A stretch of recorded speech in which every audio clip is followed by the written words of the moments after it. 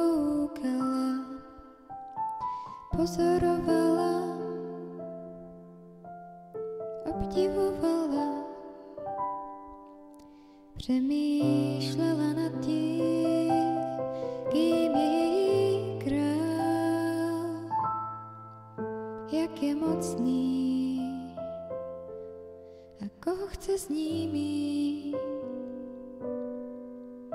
Vždycky věděla, že lidem svítit má,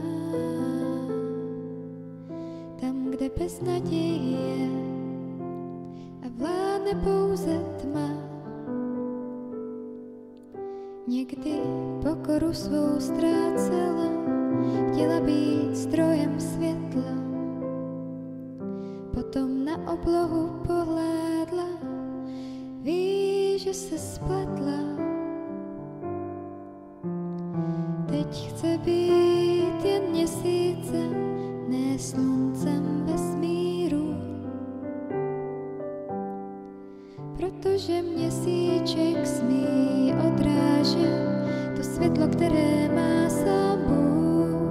On je tím sluníčkem, on jediný smí život dát, ona nechce mu to více brát.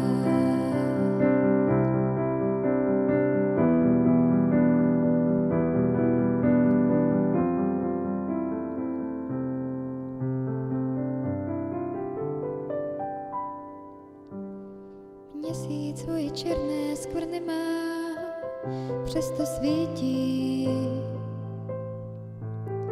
a ví, že neměl by svou jasnou zář, kdyby neměl toho, kdo je zdrojem bytí.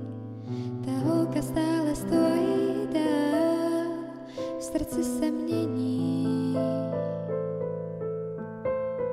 Děkuje, že její dobrý král jí stále dává odpuštění. Teď chce být jen měsícem, ne sluncem vesmíru, protože měsíček smí odrážet